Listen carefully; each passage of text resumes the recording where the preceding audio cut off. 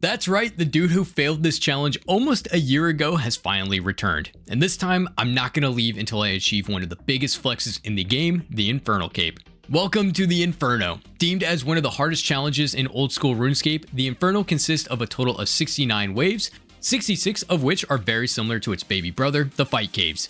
Each wave increases in difficulty until wave 67, where the player is faced with a single but stronger version of the classic boss Jad. But wait, after one Jad, the Infernal turns up the heat. My god, I'm making bad jokes already. By throwing 3 juiced up Jads at the player at the same time the very next wave. After anxiety and fear are at its highest, the player finally faces off against Zuck, one of the strongest monsters in the entire game. With a total combat level of 1,400 and a 1,200 health bar and multiple mechanics to play with, it's no wonder this challenge is one of the hardest in the game. So, how are we going to tackle this massive challenge this time around? If you're like me, you're better at certain aspects of the game more than others. For example, even today, the normal fight caves is not something I'm very good at. Over the years, I've gotten better at it thanks to just practice, but that doesn't mean when I started learning the challenge the first time, the waves ever made sense to me. And I still get the Jad animations messed up every once in a while. At the same time, challenges like TOA and COX just make a ton of sense to me. How the bosses move, what you're supposed to do, and so on. So I'm more of a single boss oriented kind of player instead of this constant adaptive nature the waves forces you to take on. So for me, the best way to learn how to do the challenge was actually backwards. No, really, I started learning the Infernal by learning how to do the Zuck fight first. Here's my train of thought of why I decided to do this. If I'm going to spend an hour plus going through the waves and I'm still struggling with a single Jad, what am I even doing? There has to be a more efficient way to get this done, right? Forget Jad, Zuck is on a whole different level, forcing the player to follow a shield to block its attacks while sets of rangers and majors spawn in to try to take that shield out, and somewhere in there yet another Jad spawns, and of course Zuck has his own healers. Dude, there's so much going on in this incredibly difficult fight. I really don't want to force myself through these waves just to constantly guess how the final boss's fight is going to be done and just waste a bunch of time. So I found workarounds. Something that was apparently common knowledge but was completely unknown to me until this week was something called the Zuck Simulator. Really, a simple Google search brings you to probably one of the strongest tools for the Inferno. It's odd looking, I'm not gonna lie. I mean, it's just a bunch of circles moving around here, but the skill and the flow of the fight is still nailed. Opening the simulator, you can change your stats, your gear, your potions, and pretty much everything else that you would ever need to do to match what you're gonna bring into the final fight.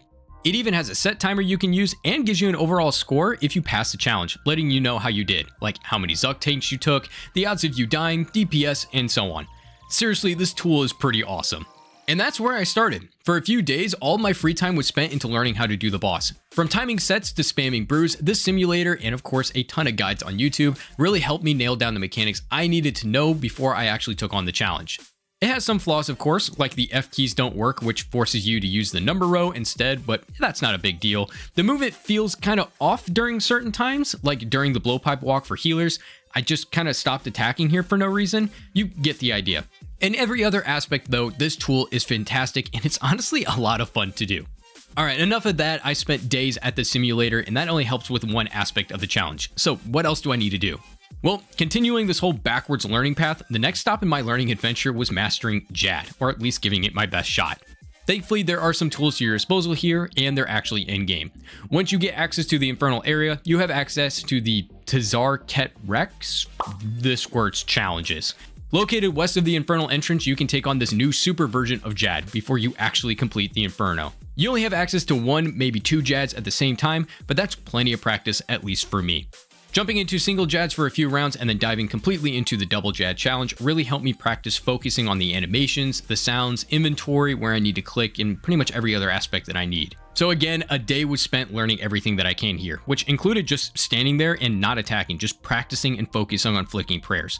Eventually, I did learn when the damage calculations were done, so I can flick between prayers and be completely safe. It's a bit overkill in the grand scheme of things, but it's practice nonetheless. Finally, we have the last aspect of the challenge, and that's the waves. Like I said, it's by far the hardest thing for me to personally learn, for 2 reasons. First, it's incredibly punishing, as you can probably imagine. Stepping anywhere weird, messing up a prayer flick, you name it, I've pretty much done it. Not to mention, I had to learn this weird one-tick flicking back and forth between range and mage to protect myself, which is hard enough to get the timing down for. Thankfully, over the year, I've been practicing the one-tick quick prayer method thing, I don't know, this thing that makes it really annoying to listen to with game sounds.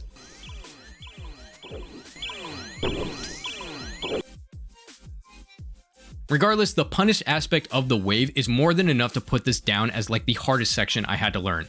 The second reason why I think the waves is super hard is due to the time and the mental pain of failing. I mean, look at this run. It's wave 67. I'm 107 minutes or just over an hour and a half into the run. Sure to suck to...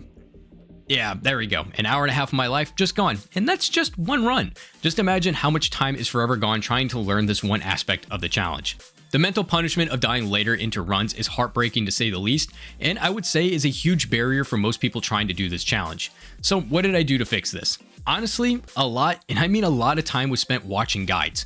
The one guide I would say that helped me out a lot is from Dear Lola 1, which I linked at the top right of the video and the top of the description. Outside of just listening and watching his video, other things I did was like pause the video as waves started and try to figure out where the best place to stand or to go. For example, let's check out this wave. Thanks to the plugins for the Infernal, we know that wave 62 has the nibblers, 2 bats, a blob, a melee, a ranger, and of course a mage. Once the wave starts and the ice barrage spell is thrown out, let's pause the video. Alright, so here we see everything that's going on. Where should I move? I could move here, but that would force the mage, ranger, blob, and 2 of the bats to all have access to me. We could stay put at the starting tile, which is better as it allows only the ranger and the 2 bats to see us, which is pretty smart as I can just pray range and be protected from all damage. So let's see what I actually did. I moved to the magic tile, and thanks to Lola for this tile name. It did a few things. One, it blocks off the meleeer in this corner trap. It's not a big deal as it was going to get blocked anyway from this bat, but it also moves the ranger just slightly closer to me while the other bat continues to move in. Thanks to trapping the meleeer in the corner, we can take out this bat without a problem while the other bat continues to get closer to us. Once the first bat is down, we move on to the next bat. Let's pause the wave and see what we should do now. Once this bat is down, what should we focus on doing? We could swap to the T-bow and try to take out the ranger, but if I move west from this tile when I try to attack the ranger, the meleeer is able to swing around the pillar and attack me, so maybe that's not the best move. Instead, let's take a step north 1 tile, which keeps the meleeer trapped and lets us take out the melee, as him digging at any point would cause a lot of problems.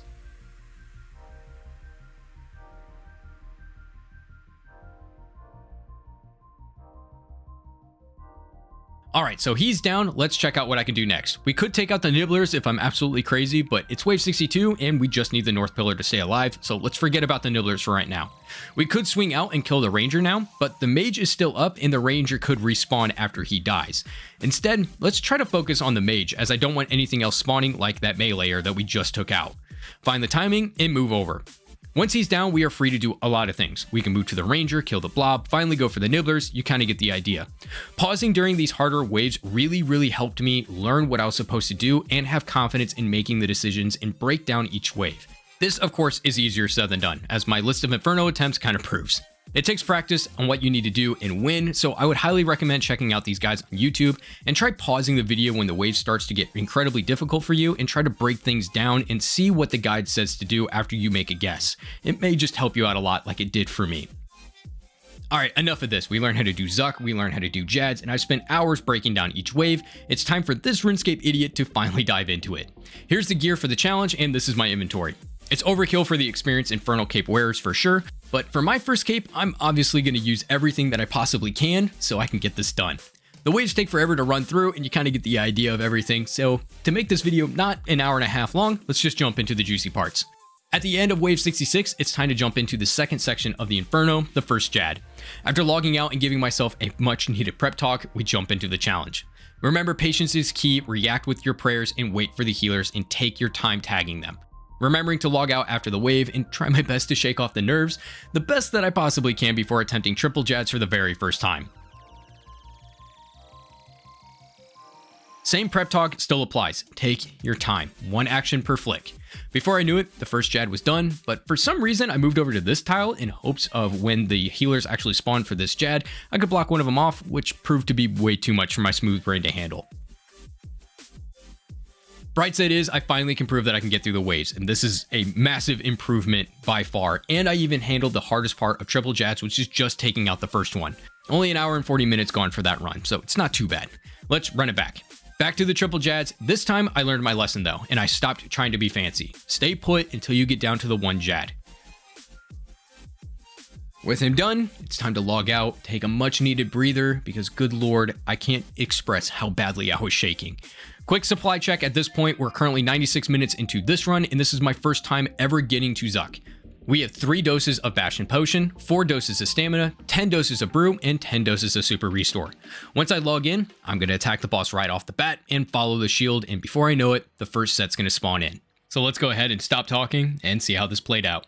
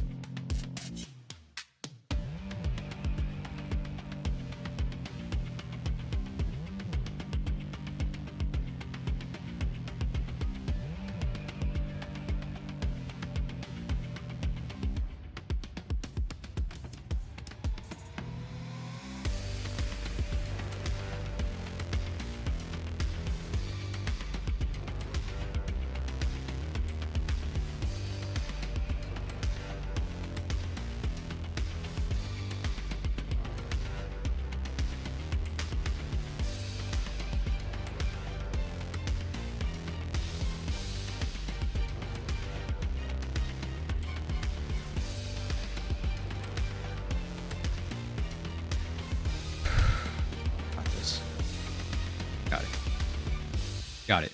We got it. Yes! Yes! Yes! Oh my god, yes! Oh my god.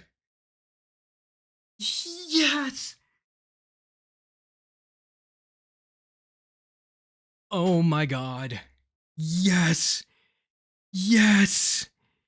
Yes! Yes! Yes, I did it! Oh my god, I did it! I did it! Oh my god, I did it! Oh my god. Oh my god, I did it. And that, my friends, is how this idiot learned the Inferno. By playing to my strengths and learning the challenge completely backwards, I can finally join the ranks of Infernal Cape wearers. As of April 1st, 2024, there are currently 83,791 current members that have obtained the Infernal Cape, and I can finally join that club. That's all that I have for you today. If you enjoyed the video, let me know in the comments below and leave a like while you're there. I really appreciate all the support you guys have showed me in every video, and without your guys' motivation to push me to return to the Inferno, I don't think I'd ever achieve this milestone, so really, thank you. Until we see each other again, I hope everyone's having a fantastic day. Good luck on your grinds and your personal goals, and remember, stay inspired.